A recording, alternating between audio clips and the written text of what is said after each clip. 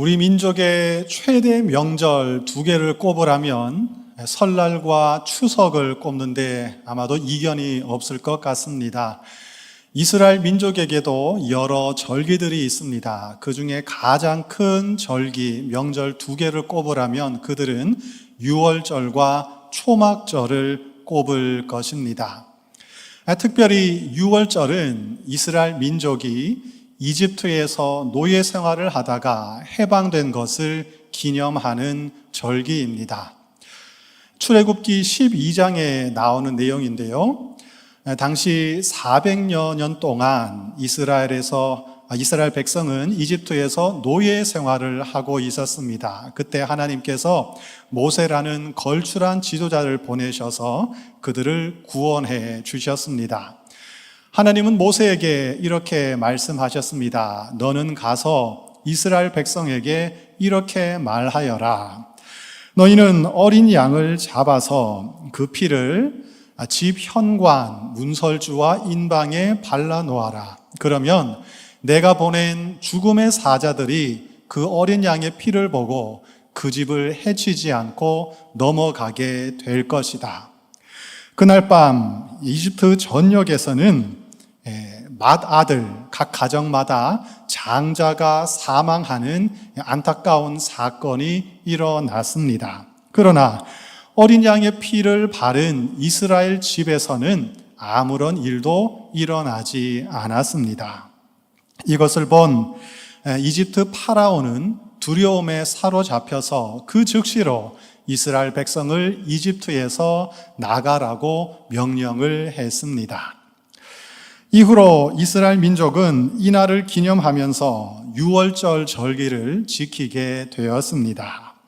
유월, 한자로는 넘어간다 할 때 유자, 그리고 건너간다 할 때 월자를 써서 유월절이라고 표기를 하고 있습니다. 영어로는 pass over, 넘어간다 이런 뜻을 가지고 있습니다. 유월절이 되면 이스라엘 사람들은 온 가족이 함께 모여서 저녁에 유월절 만찬을 합니다. 유월절 만찬을 히브리어는 세데르라고 부르고 있습니다. 세데르, 이것은 질서, 순서라는 뜻을 가지고 있는 단어인데 그냥 먹고 마시는 단순한 식사가 아니라 복잡한 순서에 따라서 이루어지는 어떤 예식이라는 그런 의미를 갖고 있기 때문에 세데르라는 이름을 붙였습니다. 순서가 굉장히 복잡한데 아주 간략하게 설명하면 다음과 같이 네 부분으로 나누어서 생각할 수가 있겠습니다. 먼저 가족 구성원들은 포도주를 잔에 따르고 축복문을 읽은 다음에 손을 깨끗하게 씻는 정결 예식을 진행합니다. 그리고 다음으로 질문과 답변하는 시간을 갖습니다. 왜 오늘은 누룩 없는 땅을 먹는 것입니까? 왜 오늘은 쓴 나물을 먹습니까? 왜 오늘은 쓴 나물을 소금물에 찍어 먹습니까? 왜 오늘은 뒤로 비스듬하게 기대서 밥을 먹습니까? 이 네 가지 질문을 어린 아이들이 던집니다. 그러면 각각의 질문에 대하여 어른들이 답변을 해줍니다. 누룩 없는 떡을 먹는 것은 출애굽 당시에 급박했던 상황을 의미하는 것이고 우리의 죄를 회개하고 깨끗하게 제거하는 뜻이란다. 쓴 나물을 먹고 또 쓴 나물을 소금물에 찍어 먹는 것은 우리가 이집트에서 노예 생활할 때 겪던 그 고통과 슬픔의 눈물을 상징하는 것이란다. 그리고 우리가 지금 뒤로 비스듬하게 누워서 식사를 하는 것은 우리는 이제 더 이상 노예의 신분이 아니라 편안하게 자유를 누리는 자유인이 되었다는 것을 뜻하는 것이란다. 이렇게 어른들은 아이들에게 답변을 하면서 출애굽의 의미를 자세하게 풀어서 설명을 해 주었습니다. 세 번째, 본격적인 식사 시간이 이어집니다. 가장은 감사 기도를 드린 다음에 떡을 떼어서 가족들에게 하나하나 나누어 줍니다. 그리고 양고기와 무교봉과 쓴나물로 이루어진 유월절 식사를 시작합니다. 그리고 나서 식사가 마무리될 즈음에 가장은 또다시 포도주의 잔을 채우고 모든 구성원이 함께 나누어 마심으로 유월절 식사를 마무리합니다. 그리고 나서 넷째, 다시 한번 포도주 잔을 채우고 나누어 마십니다. 특별히 이 마지막 잔을 가리켜서 엘리야의 잔이라고 그들은 부르고 있습니다. 잔을 비운 다음에 시편을 암송하면서 찬송을 부르게 되는데 이것으로 세데르, 유월절 만찬은 마치게 되는 것입니다. 세데르는 해가 진 후에 시작을 해서 보통 3시간 또는 4시간가량 진행이 된다고 합니다. 심지어는 자정까지 계속해서 진행되는 경우도 있습니다. 예수님 당시에도 이와 비슷한 형식으로 유월절 만찬을 진행했습니다. 십자가에 달리시기 전날 밤 예수님은 12제자들과 마지막 만찬을 진행하셨습니다. 제자들을 유월절 만찬으로 초대하셨습니다. 요한복음에 따르면 그날은 유월절의 전날이었습니다. 예수님도 기본적으로는 제가 조금 전에 설명드린 이 세데르의 순서를 따라서 만찬을 진행하셨을 것입니다. 예수님은 제자들에게 유월절의 의미를 설명해 주셨고 감사 기도를 드셨고 축복의 기도를 들으신 다음에 떡을 떼서 나눠 두시고 또 잔을 함께 마셨습니다. 그런데 예수님은 이 유월절 만찬을 새로운 차원으로 승화시켜 주셨습니다. 유대교의 유월절을 기독교적으로 재해석해 주셨던 것입니다. 출애굽 당시에 이스라엘 백성들이 어린 양의 피로 말미암아 구원을 받았던 것처럼 이제 사람들은 예수님의 십자가로 말미암아 구원을 얻게 되었습니다. 예수님은 우리 대신 죽음을 담당하신 유월절 어린 양이 되셨습니다. 구약의 유월절은 예수 그리스도의 십자가를 예표하는 사건이었습니다. 예수님은 바로 이 구약의 유월절이 무엇을 의미하는지, 무엇을 뜻하는지 그 참된 의미를 제자들에게 풀어서 설명을 해 주셨습니다.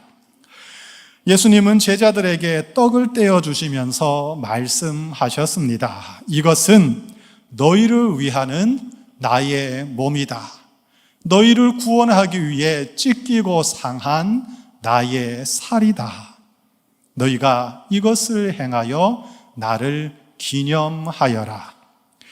또 예수님께서는 포도주 잔을 주시면서 말씀하셨습니다. 이것은 너희를 위하여 주는 내 피, 곧 내 피로 세운 새 언약이다.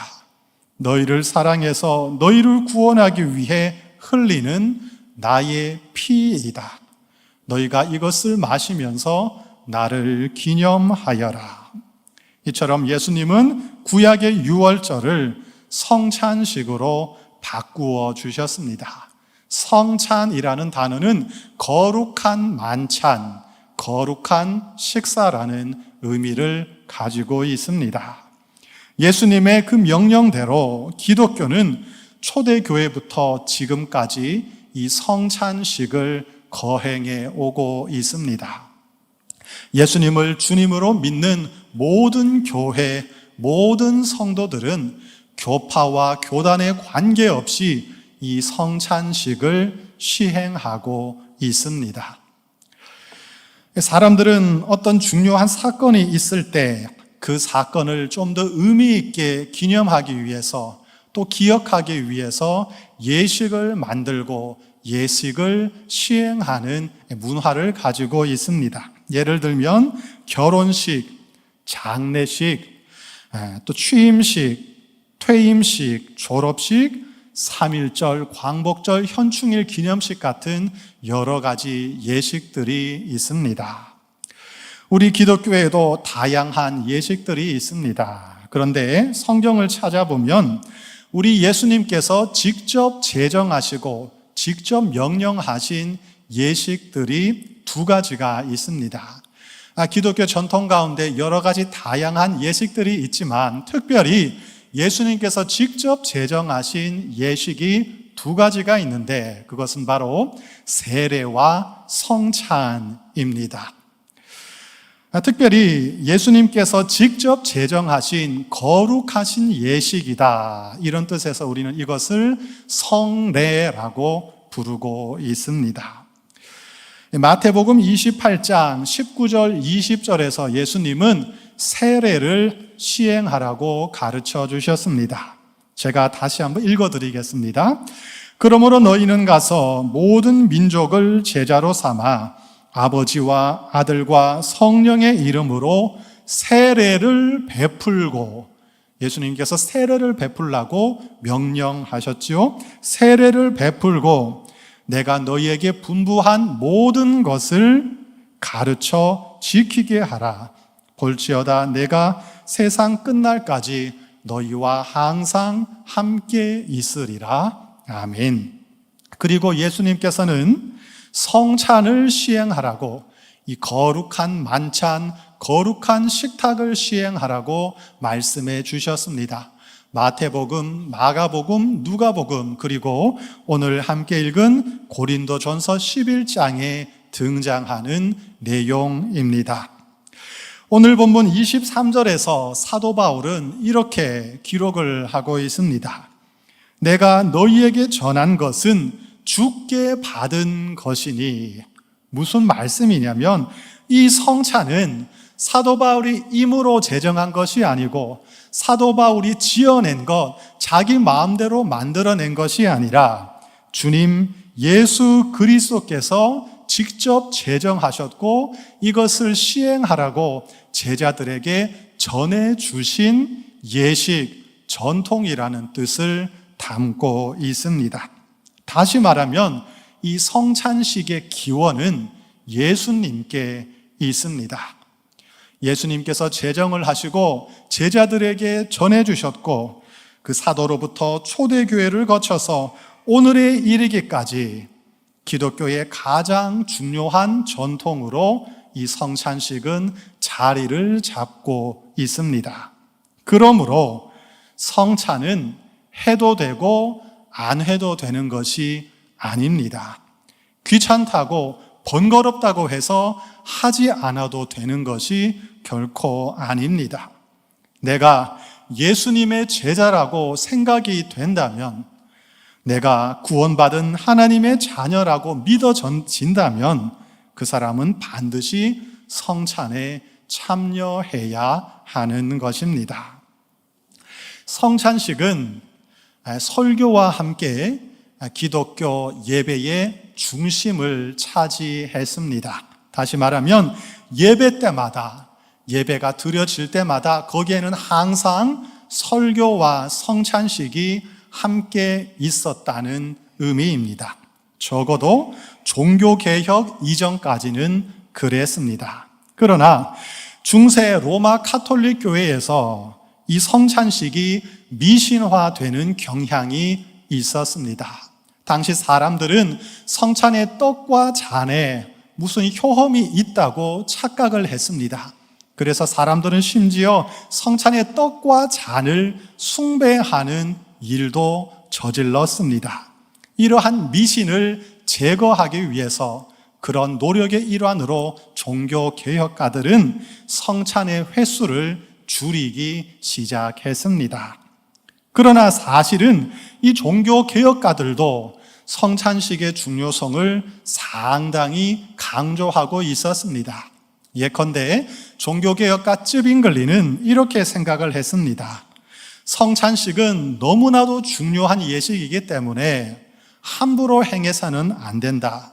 너무 자주 하면 그 가치가 떨어질 수 있기 때문에 오히려 성찬식은 자주 행하지 않아야 한다. 이렇게 생각을 했습니다.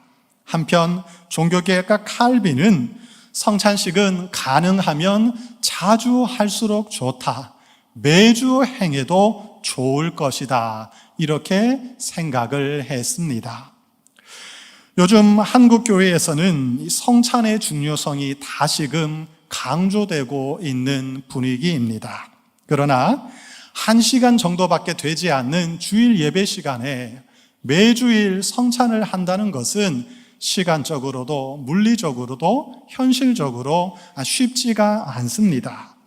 또 이 성찬식을 준비하고 정리하는데 많은 일손과 에너지가 요구됩니다. 어제도 우리 권사님들이 하루 종일 성찬식을 준비하셨습니다. 그래서 우리 한국교회는 1년에 몇 차례만 이 성찬식을 시행하는 것으로 만족을 하고 있습니다. 우리 교회는 1년에 5번 성찬식을 거행하고 있습니다. 부활주일, 7월 첫째 주일, 교회 창립 기념주일, 12월 첫째 주일, 그리고 송구 영신 예배 시간에 성찬식을 거행하고 있습니다. 모든 예식에는 의미가 들어 있습니다. 의미 없는 예식은 하나도 없습니다.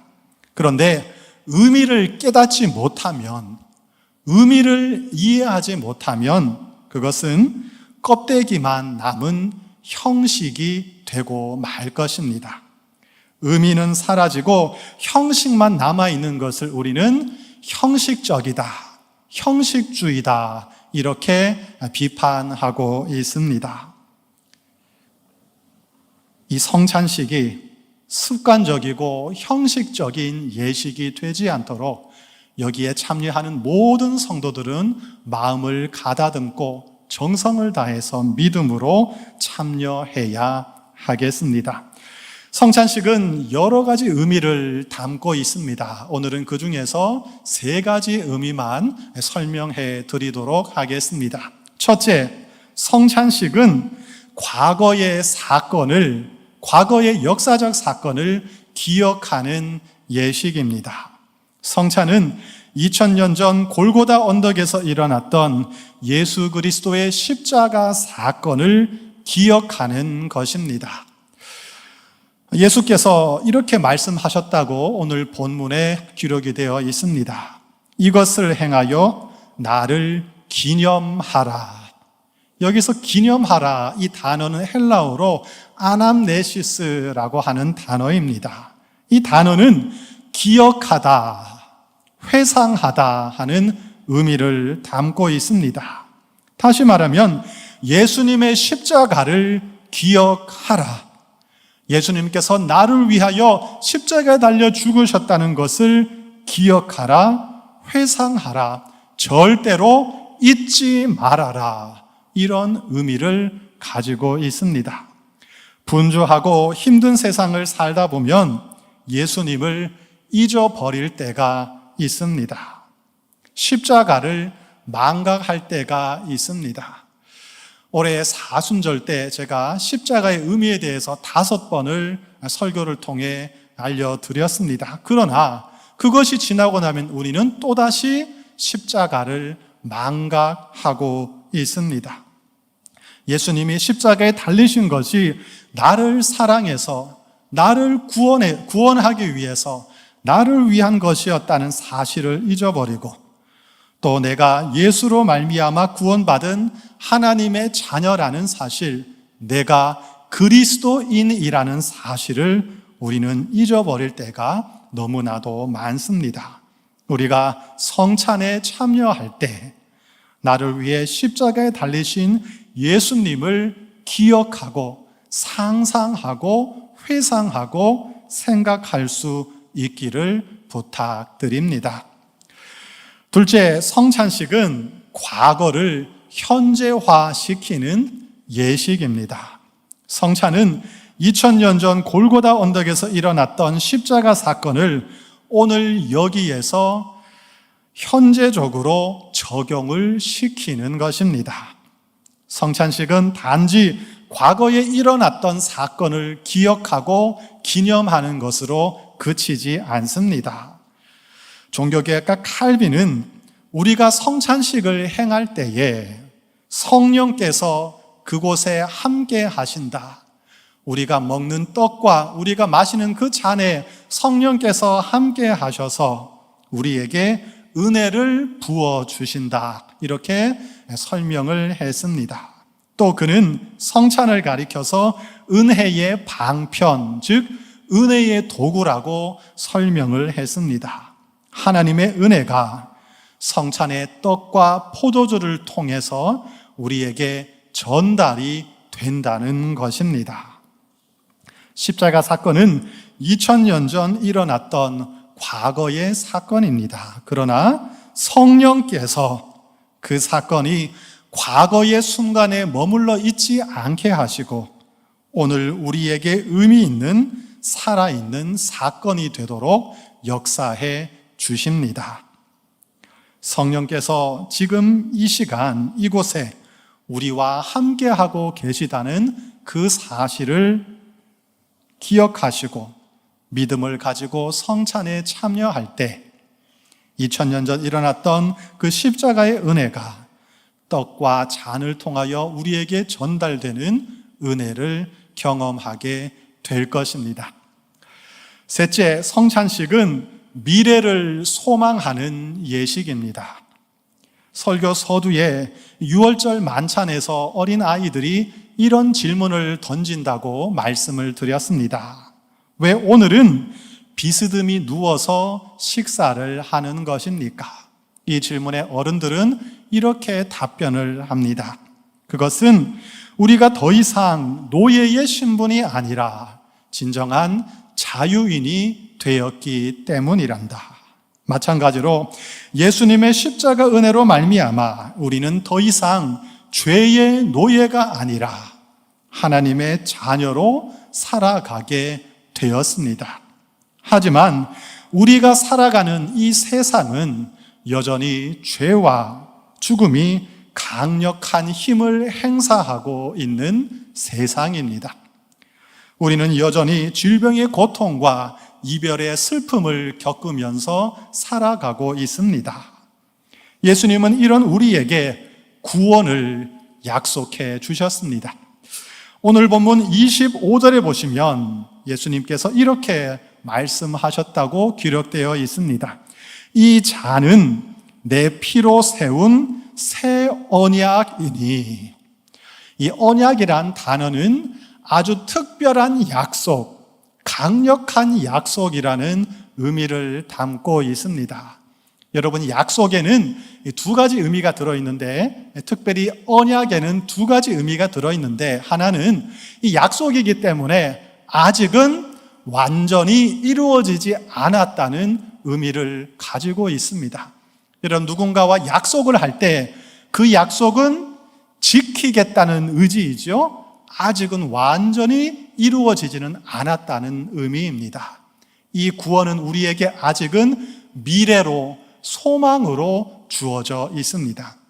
그러나 다른 한편으로 이 언약은 반드시 이루어준다, 반드시 성취될 것이다 하는 확실한 보증을 가지고 있는 언약입니다. 우리는 성찬을 통해서 내가 너를 반드시 살릴 것이다, 내가 너를 반드시 고쳐줄 것이다, 내가 너를 반드시 구원해 줄 것이다 말씀하시는, 약속하시는 예수님의 음성을 듣습니다. 우리가 얻게 될 완전한 구원, 완전한 치유, 완전한 회복을 소망하고 기대하는 마음으로 오늘 성찬에 참여하시기를 부탁드립니다. 고대 교부였던 성 어거스틴은 성례, 즉 세례와 성찬을 가리켜서 이렇게 말했습니다. 세례와 성찬은 보이지 않는 은혜의 보이는 표지이다. 이해가 되십니까? 하나님의 은혜는, 하나님의 사랑은 우리 눈에 잘 보이지가 않습니다. 그래서 하나님께서 보이지 않는 하나님의 은혜를 보이는 것으로 표현을 해 주셨습니다. 그것이 바로 성례, 특별히 성찬이라는 말씀입니다. 또한 칼빈은 성찬을 가리켜서 이렇게 설명했습니다. 우리는 성찬을 통하여 예수 그리스도와 연합되는 은혜를 누린다. 2000년 전 나를 위해 십자가에 달리셨던 예수님을 기억하고 또 우리가 누리게 될 완전한 구원을 소망하며 믿음과 감사로 성찬에 참여할 때 성령께서 우리를 그리스도와 연합시켜 주실 것입니다. 그리고 이 성찬의 떡과 잔을 통하여 하나님의 은혜가 우리에게 흘러 들어오게 될 것입니다. 여러분, 교회 오래 다니신 분들은 이 성찬을 할 때 때로는 습관적으로 아무런 감동이 느껴지지 않을 때가 있습니다. 여러분, 혹시라도 그런 분이 계시다면 하나님께 기도하시길 바랍니다. 회개하시길 바랍니다. 하나님, 이 성찬의 떡과 잔이 정말로 살아있는 은혜로, 감동으로 저에게 다가올 수 있도록 도와주시옵소서. 이 성찬의 떡과 잔을 아무런 감동 없이 헛되이 받지 않도록 주님, 나를 불쌍히 여겨 주시옵소서. 그리하여 여러분 평생 가운데 이 성찬식을 할 때 정말로 주님의 강력하신 은혜와 사랑을 경험하고 여러분의 영혼과 여러분의 몸과 마음이 변화되는 복된 은혜를 누리시기를 부탁드립니다. 우리 기도하겠습니다. 하나님 아버지, 죄와 죽음의 운명에 사로잡혀 고통과 슬픔의 삶을 살던 우리를 예수 그리스도를 통하여 자유케 하시고 구원을 얻게 하셨으니 감사합니다. 그러나 우리는 어리석은 존재인지라 하나님의 은혜를 깨닫지 못하고 예수 그리스도의 십자가를 망각할 때가 많습니다. 그런 우리를 불쌍히 여기시어 보이지 않는 은혜를 보고 깨달을 수 있도록 성례를 허락해 주셨습니다. 우리가 성례를 행할 때마다 성령께서 역사해 주셔서 예수 그리스도와 연합되는 은혜를 누리게 하여 주시옵소서. 우리의 모든 예배와 신앙생활이 형식주의에 매몰되지 않도록 도와주시옵소서. 영적인 감동과 회복의 역사가 가득한 살아있는 은혜의 현장이 되도록 역사하여 주시옵소서. 우리 주님 예수 그리스도의 이름으로 기도하옵나이다. 아멘.